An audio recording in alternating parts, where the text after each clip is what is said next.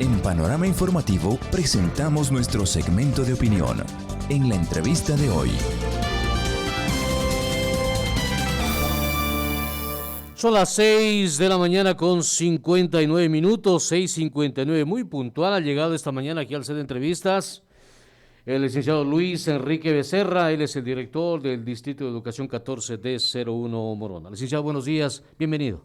Buenos días, gracias don Manuelito, gracias por la invitación, gracias por el espacio, gracias a todos los amigos oyentes por esa oportunidad de dirigirme, por esa oportunidad de dar a conocer ciertas cosas que más adelante ya lo trataremos. Buen día a todos. Muchas gracias por estar acá y claro, Panorama Informativo de la Radio Voz de Lupano, querido mantener este diálogo, este primer diálogo como director del distrito, para conocer cómo está avanzando su gestión a pocos días de que usted ya se hizo cargo del Distrito de Educación. ¿Cómo está el cargo? ¿Cómo encontró? ¿Qué nos puede contar?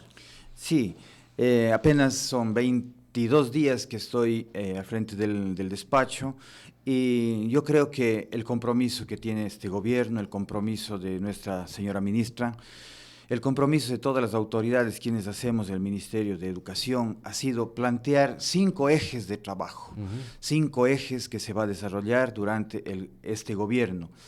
El primer punto es el encontrémonos. Siempre nuestro país, los últimos años, se ha visto una polarización tremenda entre lo que es clases sociales, entre lo que es grupos económicos, entre lo que es sociedad misma, una polarización. Y esa ha sido la tónica para dividir criterios, para dividir visiones. Entonces, uno de los puntos principales es encontrémonos, porque el sistema educativo es el sistema medular en un país. Claro, así es.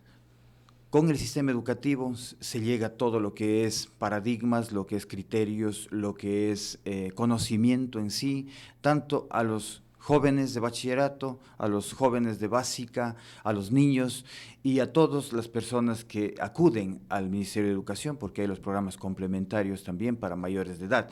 Entonces, este punto es fundamental, el encontrémonos. ¿Encontrémonos entre quiénes, con quiénes, en dónde nos encontramos? Nos encontramos básicamente en las aulas, que ya estamos próximos al retorno, pero también en la sociedad.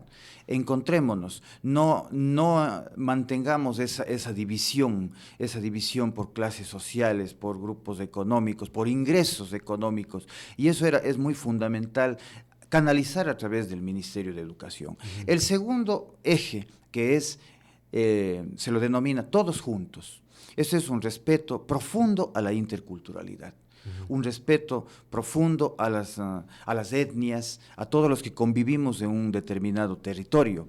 Aquí vemos nosotros que tenemos múltiples etnias, múltiples culturas, tenemos una cultura predominante, tenemos una cultura que también ha sido muy valiosa, se ha hecho su aporte aquí en nuestra ciudad, en nuestra provincia, y vemos nosotros que hay la cultura shuar aquí en nuestra provincia, la cultura achuar, tenemos los mestizos, como comúnmente nos conocemos, también hay avances en esto del pueblo macabeo, que también es un grupo muy valioso, muy respetable. Entonces, es el encontrémonos, busquemos ese punto común, ese punto de equilibrio para hacer una sociedad de avance.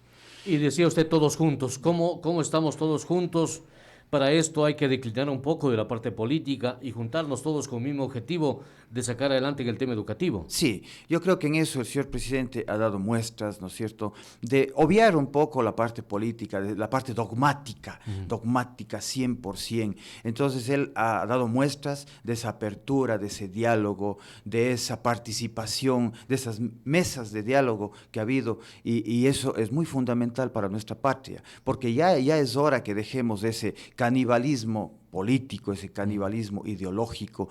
Veamos, por ejemplo, ejemplos que nos han dado en el mundo. Por ejemplo, Sudáfrica, un país totalmente polarizado. El apartheid, por ejemplo, fue un experimento nefasto de los años 80, 90, pero hubo un gran líder, Nelson Mandela, y por supuesto, entonces él logró esa unificación de de Sudáfrica, y conversando, poniendo los intereses del país y el interés del ser humano que está sobre todas las cosas. Entonces, encontrémonos todos juntos, cada cultura, cada grupo social, cada organización aporta lo mejor de sí, porque todos queremos el bien común, al menos todos. Yo creo que habrá muy pocas personas que quieren el bien particular o personal, pero yo creo que el sentido común de las organizaciones, de los sindicatos, de las asociaciones, todo es buscar el bien común. Y eso es lo que necesita ahorita el Ecuador. Eso en el segundo punto. En el tercer punto, un currículo flexible. Es lo que propone el ministerio. ¿Qué significa currículo flexible? Currículo flexible significa que las instituciones educativas están en libertad para proponer un nuevo currículo, para experimentar un nuevo currículo. Ellos para modificar de acuerdo a sus necesidades, de acuerdo a sus requerimientos. Había antes las unidades educativas experimentales y a veces no sabíamos de qué se trata. Y en estas unidades educativas experimentales lo que se trataba es de introducir justamente un nuevo currículo, una innovación pedagógica. Entonces, en un determinado tiempo se decía, no, esto manda el Estado y no se hace absolutamente nada más. Hasta ahí nos ponían un margen y decía, bueno, esto se da en las aulas, esto se da a través del currículo, a través de las destrezas, del perfil de salida y de todo. Hoy se quiere plantear esto del currículo flexible, porque cada institución de avanzada tiene la posibilidad de experimentar en su currículo con la visión de obtener nuevos resultados para la educación. Eso es en lo que trata el currículo flexible. En el cuarto punto, cuarto eje, sí, es algo muy fundamental. Habla acerca de la recategorización del docente. Porque, por ejemplo, hemos tenido maestros que hemos estado 25 años ya y tenemos el mismo sueldo. 25 años, 817, 930, etc. Entonces esto, hay esa posibilidad y esa apertura de parte del ministerio para valorizar al maestro, para reconocer su trabajo. Hoy mismo hemos podido ver muchísimas personas que se han jubilado, se acogen a sus justos derechos, ¿no es cierto? Han compartido 30, 40 años de su vida al servicio de la sociedad, al servicio de la educación. Y entonces ellos se jubilan, pero tienen que estar viviendo un peregrinaje para poder cumplir, para poder recibir todos los beneficios económicos que por ley tiene que asignarle. Entonces, toda esta parte económica, sobre todo, el gobierno del encuentro quiere poner de manifiesto para lograr esa recategorización para que se pueda pagar lo justo a cada uno de los maestros. Y en último punto, lo que es tecnologías innovadoras. Entonces, apoyarnos en todo lo que es la tecnología como un medio, no como un fin, como un medio. Obviamente, la tecnología es un instrumento, como en su debido tiempo fue el telégrafo, fue el ferrocarril, fue el teléfono, la televisión. Entonces ahora tenemos el internet, tenemos el celular, tenemos todo. Pero hay una cosa que hay que saber dosificar. Es un medio que nos acerca el mundo. Pero nosotros no debemos volvernos esclavos de estos medios.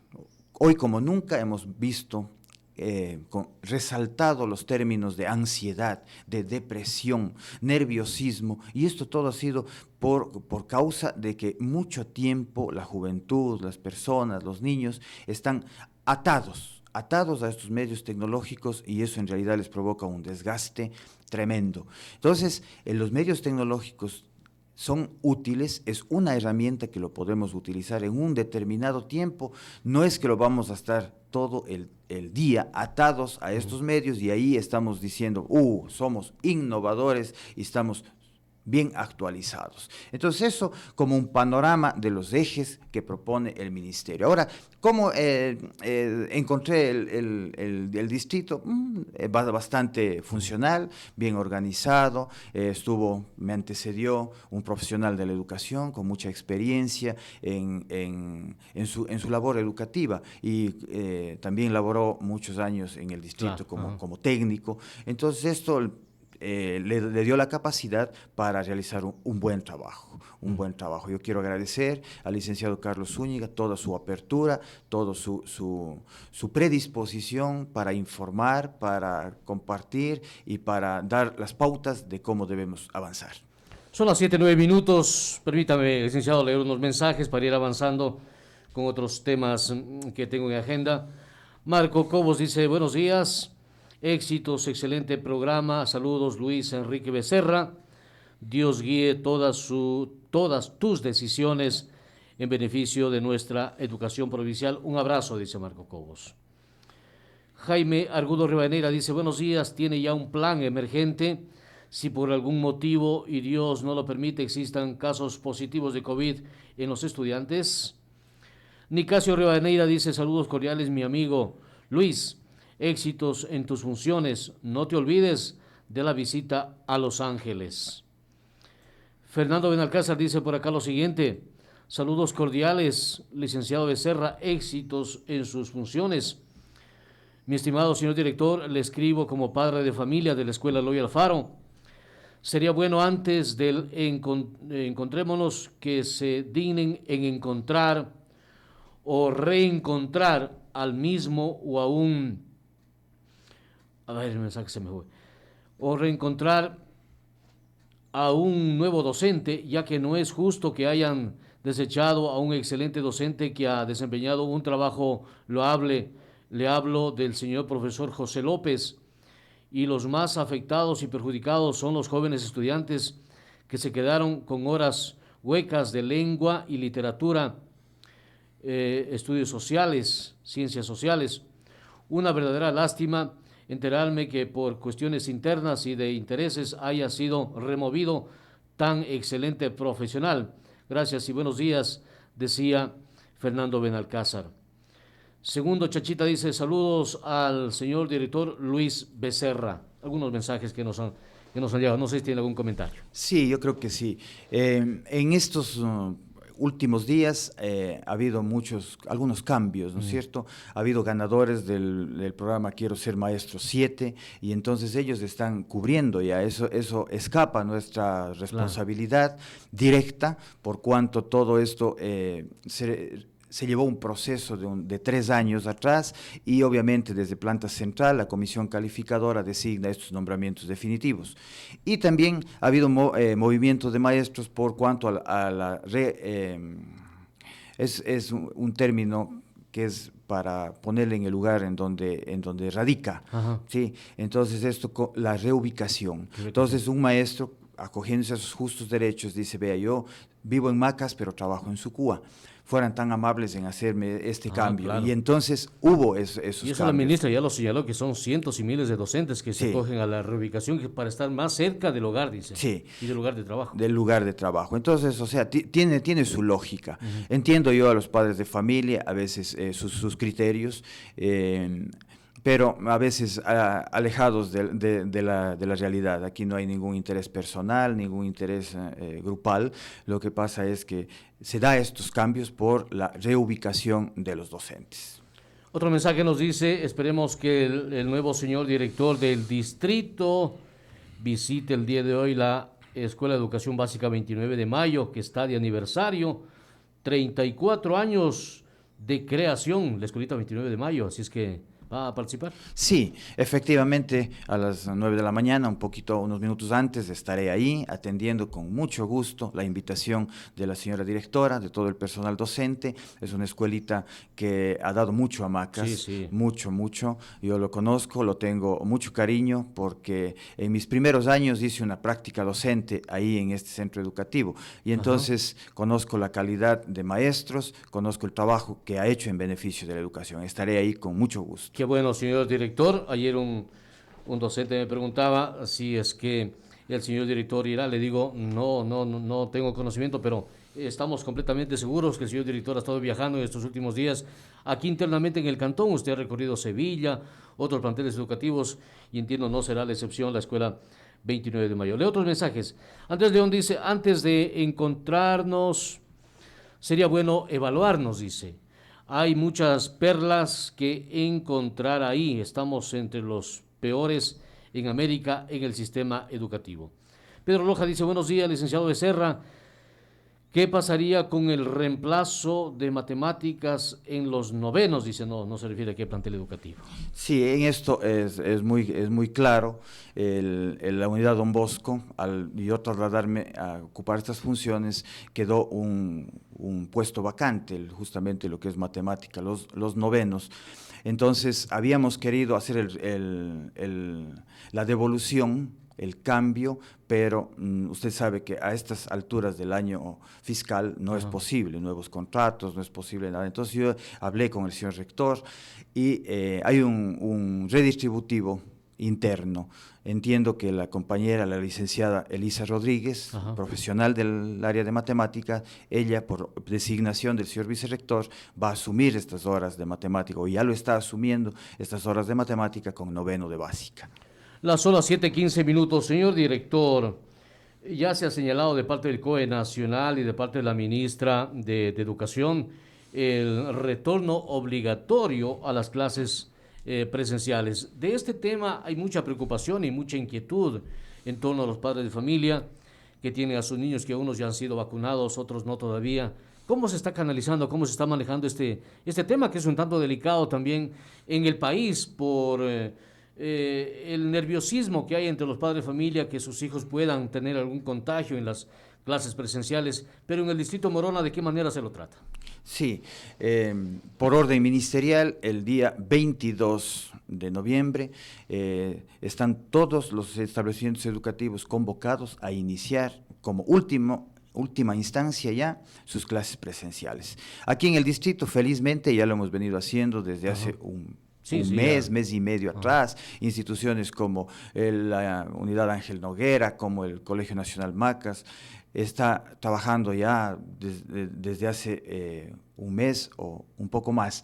Entonces, ha habido muy contadas instituciones, de las 102 instituciones educativas que tenemos en nuestro distrito, más del 75% está ya aprobado, su PICE está aprobado y lo están ejecutando ya. Hay un grupo rezagado que son escuelas de difícil acceso, que tienen situaciones de falta de conectividad, etcétera. Entonces ellos están ya oficiados para que hagan la entrega también del PICE y que se acojan a este mandato ministerial. Entonces, una de las situaciones que se ha podido es coordinar la vacunación con el Ministerio de Salud Pública. En eso quiero hacer público el agradecimiento a la unidad Don Bosco por permitirnos utilizar sus instalaciones para estos menesteres, que es aglomeración de gente, que a veces trae cierta incomodidad, pero en el contexto global no es ninguna incomodidad, sino que es más bien un beneficio a nuestra sociedad, sobre todo a los niños, a los jóvenes que se están vacunando masivamente. Tenemos estadísticas a nivel global de la población de Morona Santiago, que somos alrededor de 200,000 habitantes, la vacunación avanza un 39%. Pero en el sector educativo, que estamos hablando de los niños de 5 a 11 años y los jóvenes de 12 a 17 años, está avanzado casi un 56%. Entonces, hay un grupo que todavía falta la segunda dosis. Entonces, en esto el Ministerio de Salud ha sido muy eficiente en cumplir su trabajo. En el caso de que los padres de familia se nieguen a la vacunación, como se ha dado en algunos casos aquí en nuestra ciudad y en el país, ellos todavía están en libertad. Tenemos entendido que más adelante, tomar alguna otra medida, lo que es la ministra de Educación, lo que es el ministro de Salud, emitiendo algún documento. Por lo pronto, tienen que asistir a clases, tienen que estar los chicos que han sido vacunados. Claro, sí, naturalmente. Y la disposición ministerial es que si avanzamos al 85% de la vacunación, las clases se darían en forma normal a partir de enero. Ese es un indicador de parte del vacunómetro del Ministerio de Salud Público, que en los cantones se registre, se analice si es que está ya vacunado un 85%, se vuelve a clases presenciales. Pero el 22 de noviembre se empezaría, señor director, con los bachilleratos. Eso es muy bueno que sean los grandes primero quienes empiecen ya a retornar a las clases, pero no hay que olvidar, y como decía el COE Nacional, no hay que olvidar las medidas de bioseguridad. Claro, eso está en el PICE, está bastante claro y nuestro personal técnico del distrito ha estado visitando cada una de las unidades educativas, evidenciando el distanciamiento, el manejo de alcohol, lo que es el uso de la mascarilla, lo que es la señalética, que es muy importante. Entonces, todo esto se ha hecho la visita, se ha hecho la supervisión respectiva para poder autorizar estos planes. Entonces, todas las instituciones que han presentado, se les ha aprobado ya previo esta visita, esta supervisión de que todas las cosas se den con normalidad. Yo auguro a todos los chicos ese retorno a clases, claro. Esa algarabía que hay en los chicos, en la gran mayoría, ¿no? En la gran mayoría. Por ejemplo, algunas instituciones han hecho actividades esporádicas, salvando todas estas medidas de seguridad, con todo el cuidado, pero se ve la alegría de los chicos en el rostro, de encontrarse con los amigos, de encontrarse con los vecinos, venir juntos por la calle, y entonces eso afectivamente, emotivamente en la juventud es un nuevo despertar, claro. Es un nuevo despertar y eso es lo que conlleva al éxito de los futuros profesionales, porque yo que soy docente y he estado en las aulas, he estado en la modalidad virtual, obligada en este caso, todo lo que es las destrezas, la didáctica, la pedagogía, la metodología, pucha, es bien complicado. No hay la misma química, ¿no? Es bien complicado. Y entonces el padre de familia también, aquí en nuestra ciudad ha habido ya una exigencia, decir, bueno, ya es hora de que todos los colegios estemos trabajando, estén ya en clases presenciales. No olvidemos que los próximos bachilleres tienen que acceder a la universidad. Así es. Y siendo sincero, yo hablo como docente, hablo como Ministerio de Educación, tenemos mucho que nivelar, porque lo sí. que es en los años inferiores, hablemos de segundo, de tercero, de básica, en donde se enseña a leer, a escribir, eso mediante la pantalla. Yo he visto que mis compañeros maestros han hecho malabares sí. para poder enseñar a leer mediante una pantalla. Qué complicado. Entonces esto hay que reforzar. Y lo mismo, lo que es básica superior, todo lo que son temas referentes a las áreas, ¿no es cierto? Lo que es matemática, lengua y literatura, estudios sociales, ciencias naturales, toda esa energía entregada para que los chicos puedan aprender, puedan tener unos indicadores de excelencia. Cosa que es muy difícil. Ahora que vamos a estar nuevamente en las aulas, se va a dar eso, se va a dar ese acercamiento personal, se va a dar ese contacto para poder reafirmar el conocimiento de la mejor manera.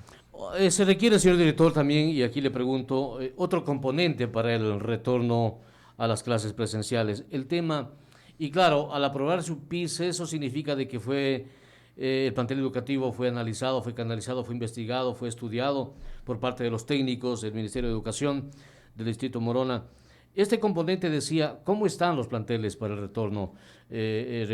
retorno a clases presenciales? ¿Están limpios, están pintados, tienen los servicios básicos? Recuerde que son algunos años que los maestros y estudiantes no han ido a los planteles educativos y debe haber un posible deterioro, no estamos asegurando, pero puede haber de pronto. ¿Cómo se trabaja ahí? Sí, esta semana justamente estoy visitando todas las escuelitas, sobre todo de las parroquias. He estado en la General Quisquís, en la Antonio Granda Centeno, he estado en la Unidad del Milenio y en algunas otras escuelitas, Escuela Juan León Mera, etcétera. Y entonces puedo ver con mucho agrado cómo el compromiso de los maestros ha sido tal que ha podido organizar esta parte, ¿sí? Mediante mingas, mediante la colaboración de los padres de familia, mediante la colaboración de los síndicos. Esto es grande, esto demuestra el compromiso que hay en nuestros docentes por la educación.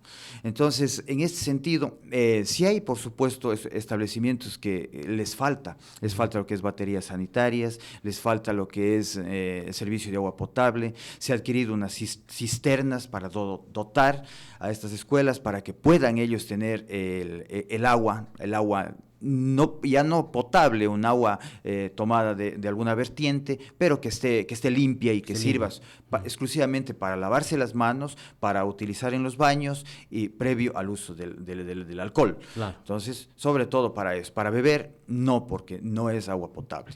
Entonces, yo quiero felicitar y quiero resaltar esta parte, o sea, el compromiso de los maestros, de los directivos que ha habido en este sentido, para poder tener a punto los establecimientos educativos con las limitaciones, obviamente, evidentes, pero que han tenido a punto sus establecimientos para volver a clases.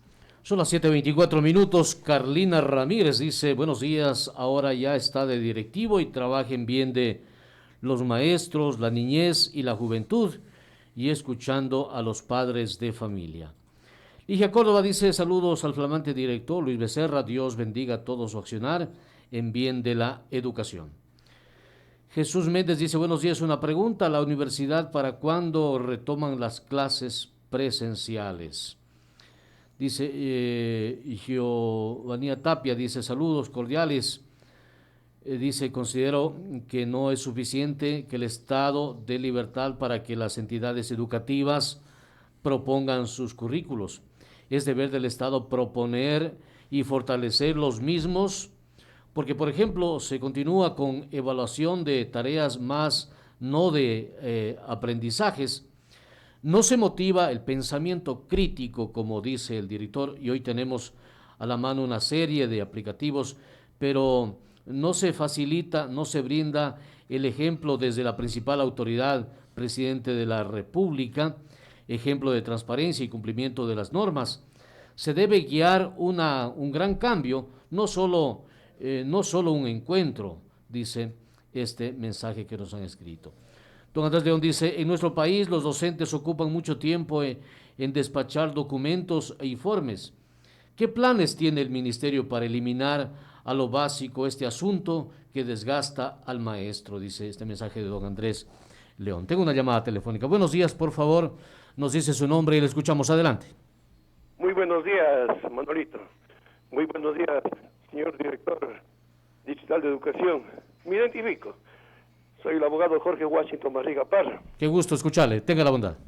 Mire, Manolito, señor director. Primeramente, quiero felicitarle, digamos, al licenciado Becerra, a Luis, por haber aceptado este cargo de director distrital de educación. Parece que han acertado designando al compañero, por cuanto es un docente de que en verdad ha transitado por las aulas, y estamos seguros de que va a actuar en beneficio de la educación de los jóvenes, de los niños y del Cantón Morón en este caso. Mi preocupación es la siguiente. Si bien es cierto, los directores anteriores han venido, digamos, haciendo de que los concursos de merecimientos que han sido convocados a través de Quiero Ser Maestro y también a través de Educa Empleo, lo han cumplido, ¿no? Pero, ¿qué pasa? Que hasta el momento ellos no han sabido publicar los puntajes que obtienen, digamos, los aspirantes a ocupar estos cargos. Me ha preocupado porque verdaderamente amistades, familiares han participado de ello, ¿no? Y nunca, digamos, le han notificado, solamente dice no ganó y punto.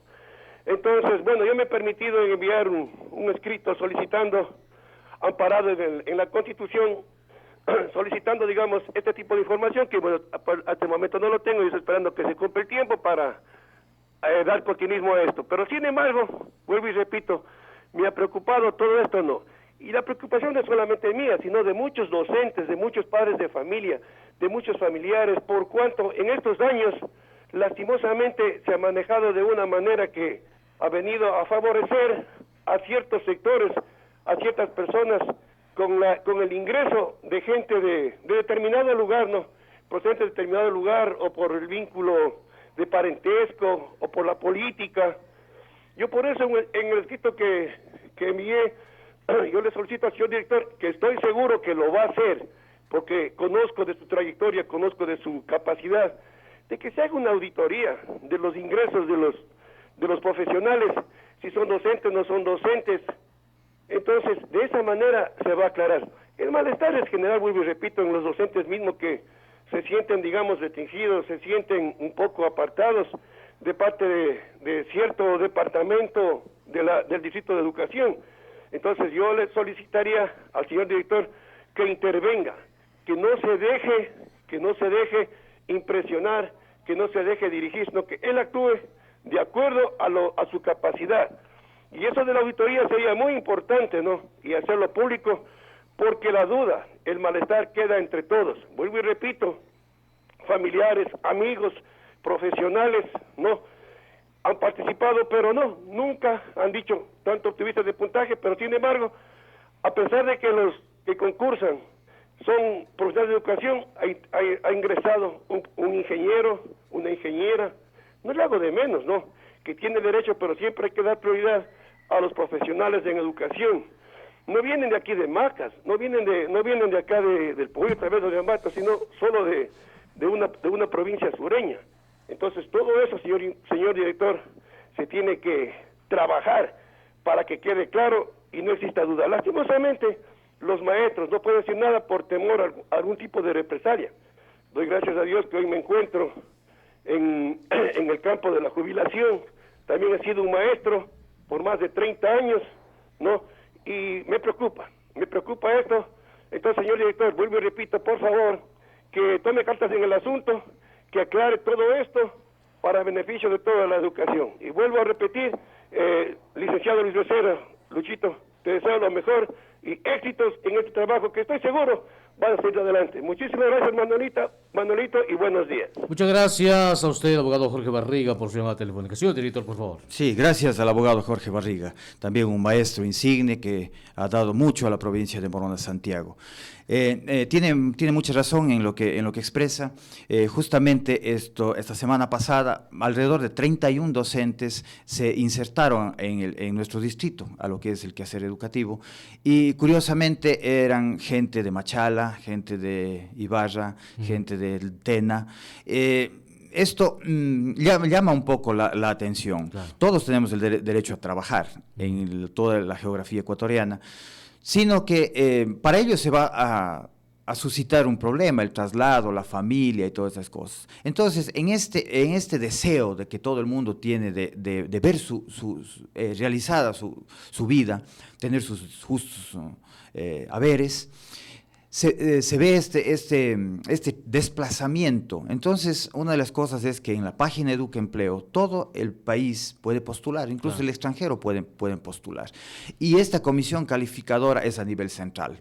Esta comisión calificadora determina exactamente a nivel central y a nivel zonal quiénes son los ganadores y quiénes son designados con el nombramiento definitivo para estas plazas de trabajo. Ahora, los que tienen deseos, tienen interés en buscar información, están en todo su derecho para ver cómo se han dado los puntajes, qué nomás se ha calificado, los años de experiencia, la titulación, el haber sido directivo, etcétera. Todo esto cuenta en lo que es esta tabla que se le asigna los valores. Entonces, esperemos que para los próximos años esto en realidad se cambie y se dé prioridad a la gente, a los profesionales de las ciudades respectivas. Profesores para Macas, de la ciudad de Macas, para Gualaquiza, del entorno de Gualaquiza, y así para las demás provincias. Yo creo que eso es una justa aspiración de todos. 7:33, señor director. El día de ayer un docente me decía, en esto de las clases por internet, por las redes sociales, hay un desorden, decía. Por ejemplo, me decía ese docente, yo tengo estudiantes que están en el Puyo, dice, ahora mismo recibiendo clase en el Puyo, están en Cuenca, están en el Tena, están lejos de la localidad. Y asimismo hay docentes que están lejos de las diferentes partes de aquí, de su lugar de trabajo. ¿Cómo hacer esto ya con un retorno progresivo a las clases? Sí, yo creo que los jóvenes, los niños que están en estas circunstancias, están lejos de la circunscripción territorial, los papitos, los representantes tienen que ver la forma, la manera de acercarlos. Incluso el año pasado que estuve trabajando yo con bachillerato en la unidad Don Bosco, tenía alrededor de unos 10 a 15 estudiantes que estaban desde Estados Unidos. Ellos recibían sus clases. Obviamente nada les impide, claro, pero sin embargo ellos cuando ya tienen que recibir las clases presenciales, tienen que desplazarse, necesariamente tienen que desplazarse a su colegio. Don Manuelito, y a todos los amigos oyentes, quiero yo puntualizar un tema que es acerca de lo que, poner el dedo en la llaga, que es las necesidades que tenemos en nuestro distrito. Nosotros tenemos más o menos unas 47 necesidades de docentes. Solamente en unidades rurales tenemos como 20 profesores que nos faltan. Y eso es necesario para el retorno a clases. Claro, es necesario, sí, porque una institución que tiene 150 estudiantes no puede estar con 2 maestros, no.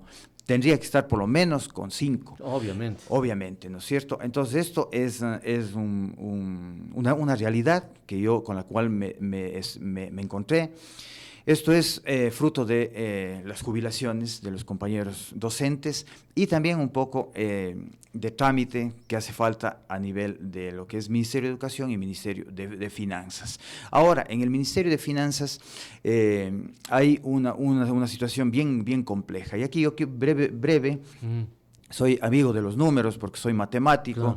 Trabajé muchos años en la Universidad Católica dando macroeconomía y entonces esto me permite tener un conocimiento de cifras y quiero citar rápidamente. Por ejemplo, en el año 2006, la deuda pública de nuestro país, era apenas de 12.000 millones de dólares. En el año 2006. En el año 2017. Año 2017 que hubo cambio de gobierno, la deuda ascendió a los 58.000 millones de dólares. De 12 a 58. De 12 a 58, es decir, más del 400%. Ya sabemos todo lo que pasó y todo, no hace falta ahondar en esto. El expresidente Lenín Moreno, él un poco para sostenerse en el poder y para poder cumplir con las expectativas, tuvo que endeudarse a razón de 5.000 millones por año. Es decir, él recibió una deuda de 58.000 millones y lo dejó en 72.000 millones. Entonces, esa es nuestra realidad económica del país. 72.000 millones de deuda pública, es decir, deuda externa y deuda interna, deuda al seguro, deuda a los GAD, deuda a muchos otros sectores. Entonces, en ese marco circunstancial, en esa crisis económica, porque no se puede llamar de otra manera, el presidente Lasso ha visto que es momento de poner un punto de inflexión. Es decir, no podemos seguir endeudándonos más. El PIB de nuestro país es alrededor de 98 mil millones. Y que tengamos una deuda pública de 72.000 millones es grave, es muy grave. Entonces esto se ha visto la posibilidad de cerrar este déficit fiscal de 7.000 millones que hay cada año. Es decir, se presupuesta más o menos 29.000 millones, esto se va a gastar durante todo el año. Pero resulta que de ingresos, tanto petroleros como ingresos por impuestos, tenemos nada más que 21.000 millones. Entonces, tenemos que refinanciar 7.000. Tenemos que ir, como el padre de familia que gana $400, pero en comida, en educación, en transporte, en vestido, gasta 500. Entonces, cada mes va endeudando $100. Así está nuestro país. Cada año debería endeudarse en 7.000 millones. Entonces, nuestro presidente, como es un estadista, dice, no podemos seguir con esto. Entonces, se ha visto múltiples alternativas, en ello la eliminación progresiva del subsidio a los combustibles, el recorte presupuestario en muchas áreas que a veces han sido innecesarias en algunas, en otras muy necesarias, pero que lamentablemente esto no nos permite. Tenemos eso, un déficit fiscal de 7.000 millones. Entonces, nuestro gobierno, cayendo en un populismo, dijera, no, simplemente igual nos vamos a endeudar. La deuda que está en 72.000 millones, cuando salga en el 2025 lo dejaré en 90.000 millones, y listo, pero no. El gobierno de Guillermo Lasso quiere poner un punto de inflexión, es decir, no a endeudarnos más de lo que estamos. Por eso es que ha habido un recorte en lo que es partidas, en lo que es muchos gastos.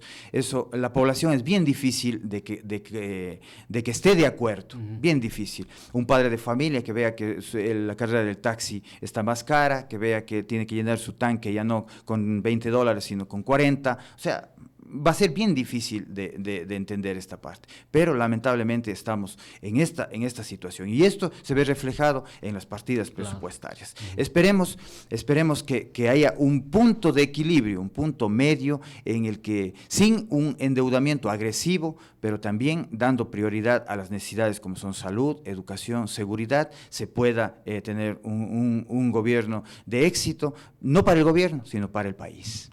Leo este mensaje y finalizamos, dice Braulio Jaramillo Zaval, el concejal, dice: buenos días, licenciado, un saludo al señor director del Distrito de Educación Morona, el mayor de los éxitos en sus nuevas funciones en bien de la educación en general. Él decía el día de ayer en una entrevista realizada, decía que habría que aprovechar la coyuntura política con el señor alcalde y otras autoridades para emprender estos proyectos en las comunidades, sobre todo en la construcción de las aulas, en construcción de servicios básicos. Señor director, en la parte final, por favor. Sí, yo aplaudo el interés que tiene la municipalidad en general para compensar, para servir a su pueblo en este sentido, ¿no es cierto?, lo que es el sistema educativo, dotar de baterías sanitarias, hay aulas, ¿no es cierto?, salones de uso múltiple. Eso es muy loable, es digno de felicitar. Ya hemos tenido una reunión previa con el señor alcalde, vamos a ponernos de acuerdo un poquito más adelante. Sé que está pasando ya la reforma presupuestaria del municipio. Esperemos que haya cómo considerar rubros para que se atienda al sector educativo, que es el sector que se ha estado un poquito olvidado en este tiempo, tanto por la pandemia, que ha habido abandono, así es, claro, y también por la situación apremiante, que es el retorno y que se necesita que los establecimientos estén a punto. Gracias a usted, gracias muy amables a todos nuestros amigos que nos escuchan. Está con nosotros el señor Luis Enrique Becerra, director del Distrito de Educación 14D01 Morón, a quien le hemos invitado para conversar sobre estos temas importantes que se ha puesto al tapete en esta mañana. Dice don Wilson Barriga, dice: buenos días, señor director, ¿qué pasa, dice, con el sistema de sectorización? Se abra la página, se busca un lugar en Macas, no hay plaza, será porque se contrataron en esas vacantes. Pienso que primero debe esperarse que se realice primero la sectorización y luego complementar con los profesionales de aquí. Es por ello que maestros que están lejos se merecen y con mucha experiencia no pueden acercarse a la ciudad y estar cerca a sus familiares. Ya lo había señalado usted, señor director. Muchas gracias, un excelente día. Terminamos.